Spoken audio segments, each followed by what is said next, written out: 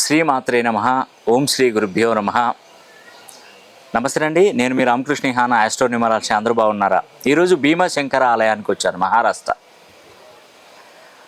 12 జ్యోతిర్లింగాలలో 5 జ్యోతిర్లింగాలను దర్శించుకున్న తర్వాత, పరమశివుని అనుగ్రహం పొందిన తర్వాత, శనీశ్వరుని అనుగ్రహం పొందిన తర్వాత, ఈ నెల 20వ తారీఖున పుష్యమాసంలో మరి ఈ శని హోమం, శనివారం రోజున శని హోమం జరిపించబోతున్నాను.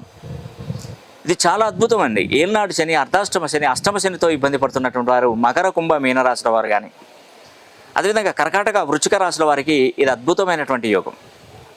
అలాగా కుంభరాశిలోకి శని ప్రవేశించాడు 11వ హౌస్లోకి.